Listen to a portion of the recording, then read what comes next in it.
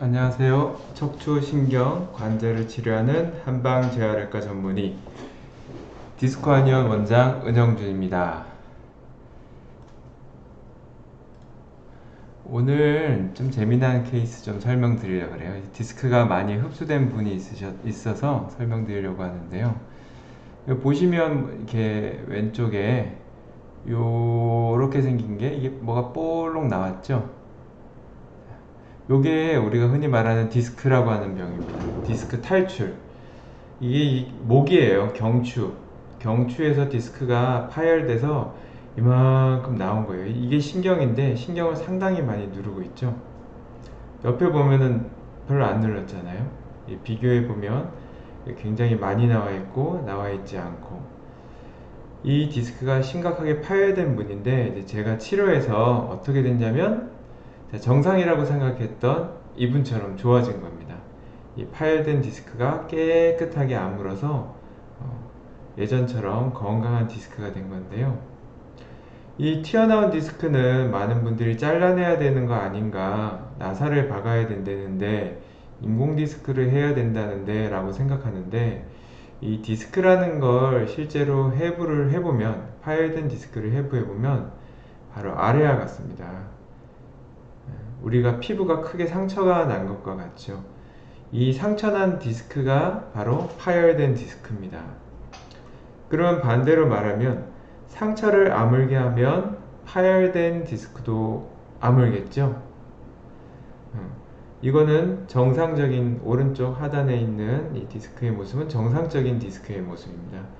파열된 디스크도 아물게 되면 오른쪽에 정상적인 디스크처럼 아물 수 있습니다. 이 환자분도 약 6개월간 디스크를 재생하는 한약의 도움, 그리고 침치료, 추나치료, 봉침치료 등을 통해서 디스크가 아물 수 있도록 만들어주니 이렇게 6개월 뒤에는 깨끗하게 디스크가 아문 것이지요. 그렇다면 한약을 써서 디스크가 아문다? 봉침을 써서 아문다? 어떤 원리일까요? 어떻게 보면 되게 터무니없어 보이고 허무맹랑해 보이죠. 병원에선 다 수술을 하라 그러는데 어떻게 일개 한의원에서 디스크를 아물게 하느냐. 그거는 서로 간의 관점의 차이가 있습니다. 상처가 난 걸 잘라내는 사람도 있지만 상처를 아물게 하는 사람도 있잖아요.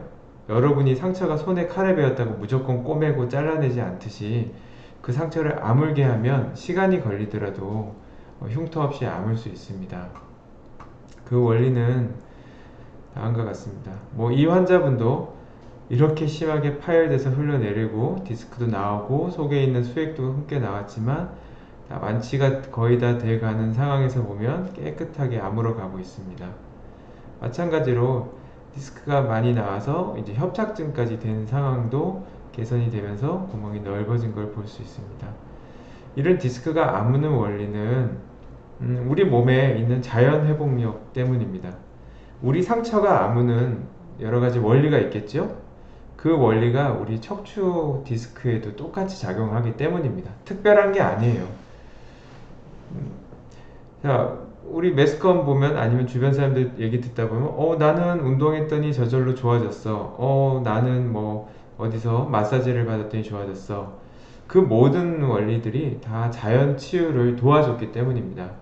우리가 받는 시술과 수술 같은 경우도 자연 치유가 되기는 어렵지만 통증은 심하고 수술하기는 아깝고 이럴 때 염증이라도 줄이고 통증이라도 줄이면서 시간을 벌다 보면 자연 회복력에 의해서 디스크가 아물지 않을까 하는 기대감에 하는 시술이죠. 근데 한의학적인 치료는 한약은 직접적으로 디스크에 작용해서 디스크가 잘 아물 수 있도록 하는 원리입니다. 결론부터 말씀드리면 디스크를 치료하는 한약은 일반 보약과 다릅니다. 일반 보약이 단순히 기운이 나는 것이라면 디스크를 치료하는 한약은 탈출된 디스크 주위로 흰생혈관이 생기고 이 길을 통해서 대식세포가 탈출된 디스크를 쓸데없는 부분들은 흡수해 주거나 필요한 부분들은 건강하게 만들어 주거나 하는 원리지요. 그동안에도 수없이 많은 한의학적인 논문들이 디스크를 재생한다는 걸로 증명이 되어 있습니다. 작게는 천궁, 작약 뭐 이런 것도 포함이 되는데 뭐 생각보다 이 약들은 그렇게 큰 효과가 있지는 않고요. 임상에서는 이제 실험적으로는 이제 효과가 좀 있었고요. 여러 가지 논문들이 수없이 많이 있습니다. 그리고 저 같은 경우는 이제 디스크를 재생하는 한약 외에도 디스크가 잘 되기 위해서 체력을 강화시키고 면역력을 강화시키는 한약을 꼭 반드시 씁니다. 재생 한약만 쓸 경우에는 감기 환자에게 콧물약, 기침약을 주는 거에 불과합니다. 아무리 좋은 약이라도 내 몸에 면역력이 없다면 제대로 디스크를 아물게 할 수 없겠죠? 그래서 저는 두 가지 체질에 걸쳐서 환자분들을 판단하고 처방을 함께 합니다. 디스크 체질이라는 몇 가지 나눈 원리에 의해서 처방을 하기도 하고요. 사상 체질에 의해서 처방을 하기도 합니다. 환자분들의 컨디션을 극대화시키면 디스크를 재생하는 한약도 훨씬 더 잘 됐기 때문이죠. 그래서 아까와 같은 이제 환자분들도 이와 같은 환자분들도 모두 다 치료가 안 되고, 이분은 참고로 다른 한방병원에서도 치료를 받으셨지만 잘 개선이 안 돼서 오셨던 분입니다. 그 병원도 굉장히 좋은 병원이지만 이분의 체질을 감안해서 체질 보약을 함께 가미하지 못한 게 조금 아쉬움이 있었습니다. 다행히 그래도 한의학적인 치료를 통해서 어쨌든 수술을 막았기 때문에 큰 의미가 있다고 생각하고요. 제가 했던 이제 한약과 봉침, 체질을 맞는 치료들을 통해서 잘 마무리가 돼서 한의학적으로 참 큰 보람이 있던 환자였습니다.